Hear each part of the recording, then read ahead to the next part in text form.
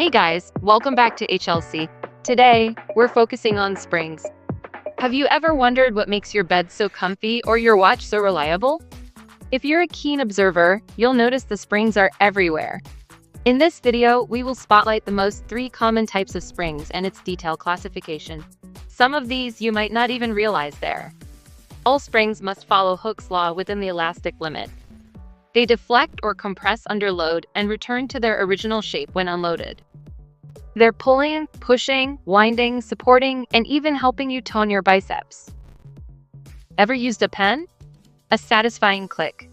That snap is thanks to a helical spring. It is made by winding a metal wire into a spiral shape called a helical or coil spring. It's the most common type of spring you'll encounter, like DNA. Helical springs aren't just a one-size-fits-all deal. They come in a variety of subcategories. Open-coiled helical spring or compression springs. Designed to resist compression, these springs are not wound tightly and have a high pitch. Suppose wants to extend a spring. It is a closed-coiled helical spring or extension springs, which features an eye or a hook at the end for attachment. Springs also love to twist. Torsion springs are designed to resist rotational forces and are attached to 2 components using 2 ends. Clothespins are the most understood application. Ever inserted batteries into your TV remote? You've used conical springs, featuring a large outer diameter at the base and a small one at the top. They compress more than helical springs and are used in electrical contacts. Although not an actual spiral, flat springs are often categorized with them, made from a strip of metal bent into a spring shape. Volute springs, with their distinctive shape that resembles the shell of a volute or conch. It has 2 typical types, a V, and the second shape involves 2 V configurations joined together. The second largest category is the disc spring, also known as Bouleville washers. They were named after Julien Bouleville, who patented the design in the 19th century. This compact, flat, washer-like spring can exert large compressive forces. Shown in the picture, the standard disc spring the most common type you'll encounter. Next, we have curved disc springs. These springs, designed with a slight curve, it's a good partner for bolts, screws, and other fasteners.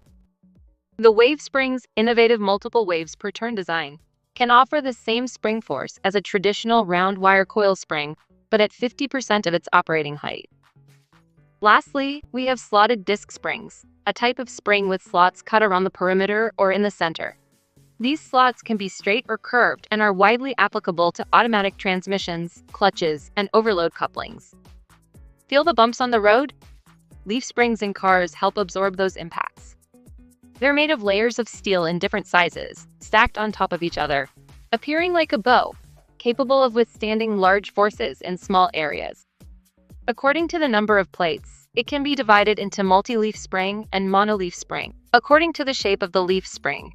Semi-elliptical leaf spring, the most common type of this suspension component. Quarter-elliptical leaf spring. What makes them unique is that they're basically half of a semi-elliptical leaf spring, so they're also called a cantilever type of leaf spring. Now, if you combine a semi-elliptical leaf spring with a quarter-elliptical one, you get a 3/4 elliptical leaf spring. Transverse leaf spring. It looks a lot like the semi-elliptical leaf spring, but there's a twist. It's inverted, so the longest leaf is at the bottom. The only limit springs have is your imagination. After realizing common springs, let's talk about special springs. Pneumatic springs, also called air springs or gas springs, consist of a cylinder filled with compressed air and a piston rod connected to a load. Lift chairs use gas pressure springs to adjust height.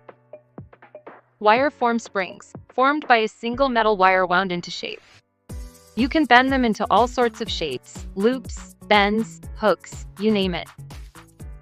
Last but not least, we have rubber springs. They have excellent damping abilities and are great at reducing noise and absorbing shocks and vibrations. So there you have it, folks. Next time you enjoy a smooth ride in your car, appreciate the humble spring. Thanks for watching. If you found this video helpful, don't forget to hit button, share, and subscribe.